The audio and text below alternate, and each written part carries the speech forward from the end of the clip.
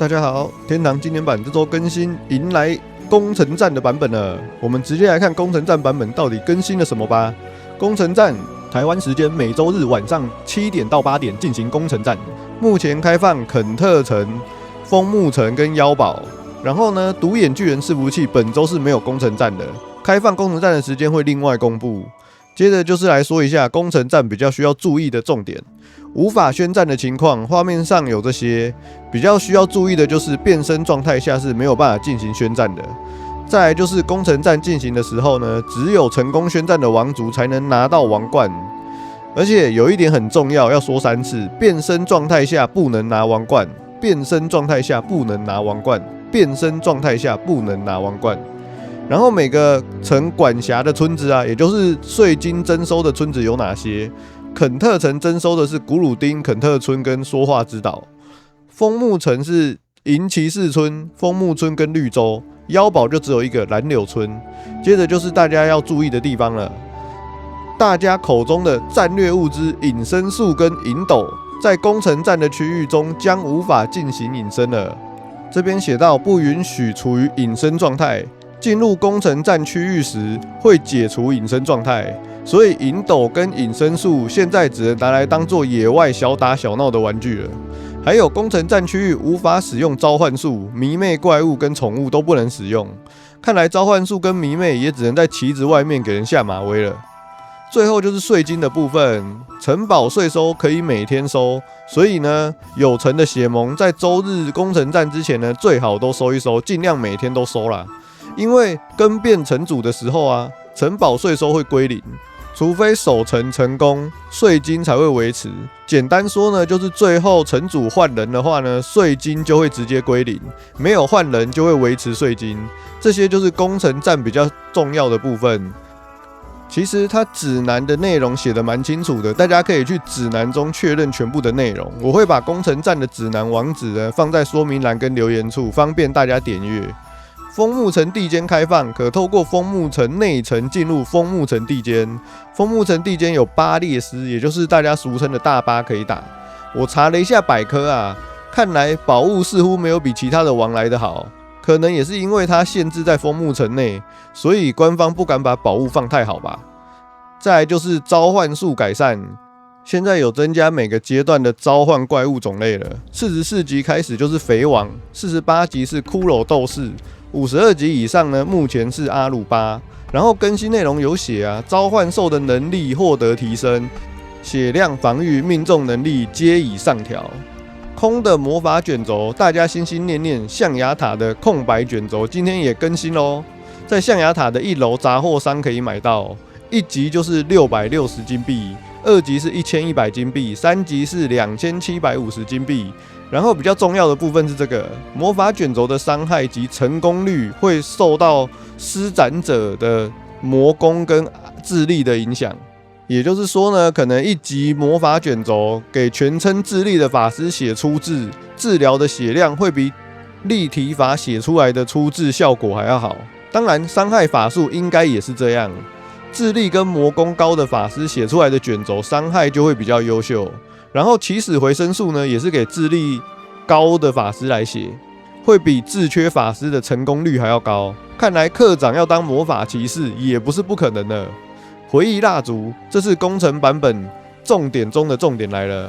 回忆蜡烛，大家可以重新投胎了。在游戏内，你使用回忆蜡烛，每一点的点数它都会显示出来你所增加的能力是什么。然后血量跟魔力的部分，它写的是等级平均。所以说呢，如果你虽然有拿到蜡烛，但没有想洗能力，你可以去确认你的血量跟魔量有没有比平均高。如果没有的话呢，你可以进行重置，这样可以赌看看能不能出现比平均高的血魔量。回忆蜡烛的部分呢，大致上就是这样，大家可以再依自己的喜好去点哦。攻城前夜祭活动，这又是一个打活动首领的活动了。在台湾时间每天晚上的9点，欧瑞会出现冰之女王，威顿会出现不死鸟，奇岩会出现克特。然后每个活动首领呢会给不同的奖励箱子，像是冰之女王宝石箱，有机会可以获得传戒银斗、魔法屏障，还有钢铁防护、火风暴、集体传送术跟生命的祝福。不死鸟的蛋有机会可以获得变戒、射乳机、银斗，还有火风暴、流星雨跟圣结界。克特的秘密金库就是一些骑士相关的技术书跟狂暴术。记住啊，是台湾时间每天晚上的9点打，因为很有可能会出现包王的情况，所以大家尽可能先知道自己伺服器打王的顺序会比较好。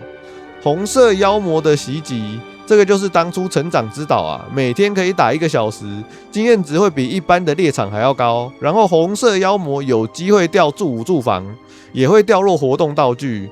红色妖魔的痕迹，这个呢可以在说话之岛找 NPC 卤梅兑换奖励，虽然兑换的奖励项目很多啦，但其实就是换齿轮跟洪水。恶魔讨伐周，这周象牙塔的恶魔 BOSS 掉落率大幅提升，看起来或许之后每周都会让不同的 BOSS 物品掉落率提升。赤炎天使弓跟水晶盔甲可以分别在妖生跟欧瑞进行制作了。赤炎天使弓的神圣独角兽之角的材料呢，可以在梦岛打精灵王跟独角兽获得。月光之气息可以在象牙塔打火铠甲、死神、鬼魂获得。制作的材料全部是月光之气息3个，独角兽的角300个，高品质宝石各5个。看到这个制作需求，就知道跟当初的射乳机肯定是一模一样了。我猜7月开始就会卖赤炎天使弓的转蛋方块了。水晶盔甲防负8，安定值是4，其实防御不错。然后制作材料呢也不贵，就是重量有点重。接着就是宝石转蛋 NPC 新增商品了，现在多了圣结界、深柱还有召唤等等的转蛋商品。只是没有想到官方把烈焰树的价值设定的跟魂体一样。大家的魂体是不是该降价了？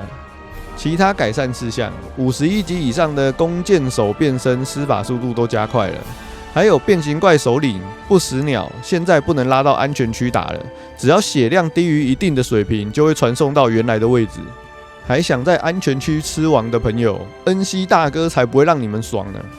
最后就是经典商城的更新，第一个就是回忆蜡烛啦，0元购买的是每个账号仅能购买1次，然后7月29号之后就不能再买了，然后8月5号维护就会删除。再来就是要花钱买的回忆蜡烛，一个215块台币，不能交易，只能存仓库，常态贩售，就是任何时候呢，你只要花钱想洗触值就能洗，花钱买的也不会进行删除。再来就是肯特的回复箱，一箱65块台币，每个账号只能买10次。这个就是为了工程站出的箱子，它的药水选择袋内容有更新，红水100个变成120个，橙水40个变成50个，然后呢新增了白水30个，3种药水选1种，还有夏娜的卷轴5个跟幸运箱1个，这个都是可以同时获得，不是几率获得的哦。肯特的2段加速箱，每个账号只能买10次。除了2段加速道具还有夏娜卷轴之外呢，它还新增了魔法卷轴、铠甲护持跟保护罩各10个。最后一个商品呢，就是加速护符箱，加速护符14天。奇岩加速贩卖机表示，恩熙官方不给活路啊。基本上这次的更新呢，都是为了工程站准备的。好啦，以上就是今天的影片内容，感谢大家观看。大家对于这次工程站版本更新有什么看法，都可以在底下留言分享哦。